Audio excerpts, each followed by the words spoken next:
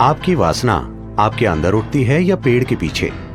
नहीं, आप पेड़ के पीछे जा सकते हैं, ये दूसरी बात है।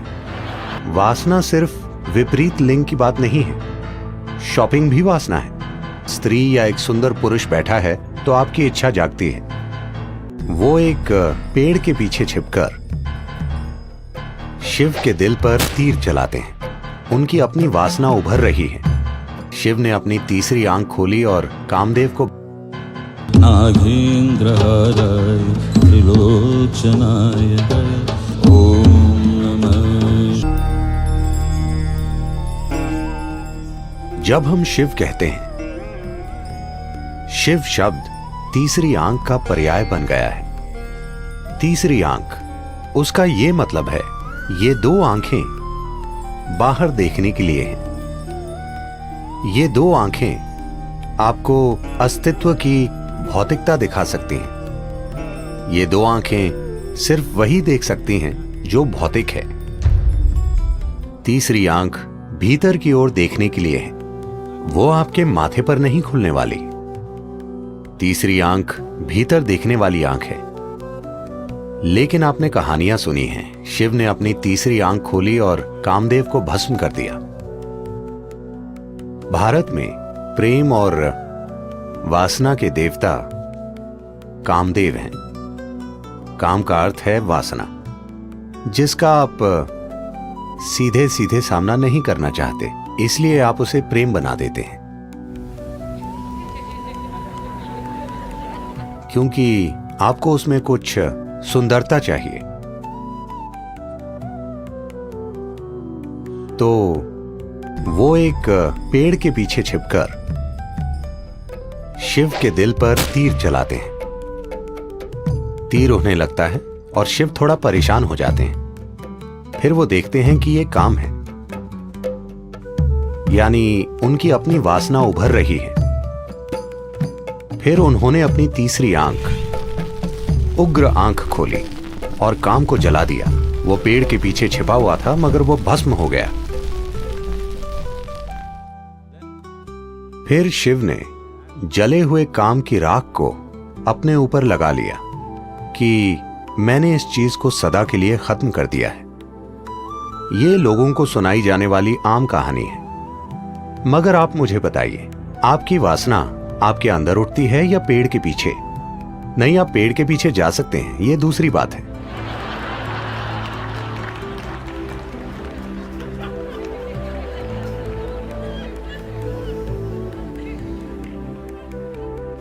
मगर वो उठती कहां है? आपके भीतर। इच्छा बाहर नहीं मंडराती। ऐसा नहीं है कि एक सुंदर स्त्री या एक सुंदर पुरुष बैठा है तो आपकी इच्छा जागती है, क्योंकि इच्छा काम आपके भीतर है।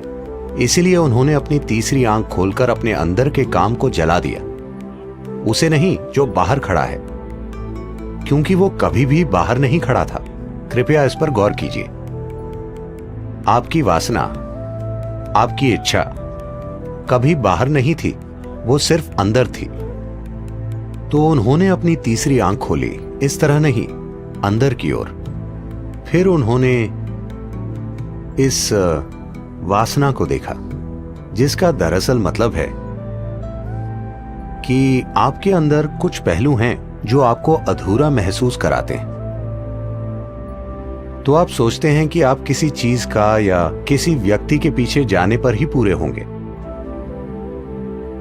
वासना सिर्फ विपरीत लिंग की बात नहीं है, शॉपिंग भी वासना है, क्योंकि आपको किसी चीज के पीछे जाना होगा, तभी जीवन पूरा होगा। हर इच्छा वासना है, क्योंकि उसके बिना मेरा अस्तित्व नहीं हो सकता। मैं उसे चाहता हूं, क्योंकि जब मेरे पास वो होगा तभी ये पूरा होगा। वो कोई चीज हो सकती है, पद हो सकता है, ताकत हो सकती है, सेक्सुअलिटी हो सकती है, कोई फर्क नहीं पड़ता कि वो क्या है। वासना का अर्थ है कि वो आपके भीतर एक अपूर्णता की भावना और किसी चीज की चाह पैदा करती है, जिससे आपको लगता है अगर आपके पास वो नहीं है तो आप अधूरे हैं। तो वो अपने अंदर के काम को जलाने का फैसला करते हैं।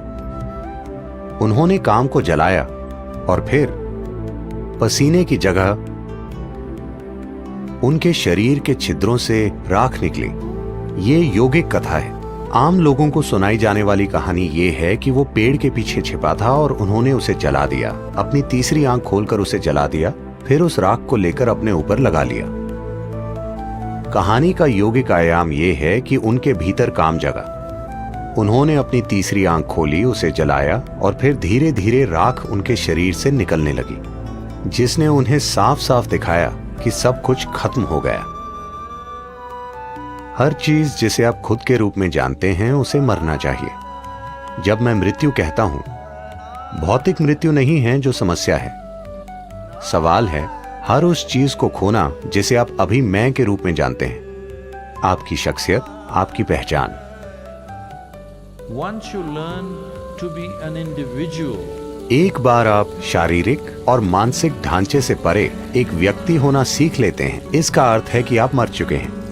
मृत्यु को जीने का यही मतलब है। तो अगर आप जानते हैं कि शारीरिक और मानसिक ढांचों के बिना एक व्यक्ति कैसे बने, तो आप मृत्यु को जीते हैं। अगर आप मृत्यु को जीते हैं तो आप अपने अस्तित्व में शाश्वत हैं। अब समय आ गया है कि आप मृत्यु को जिएं ताकि आप अनंत काल तक जीवित रहें।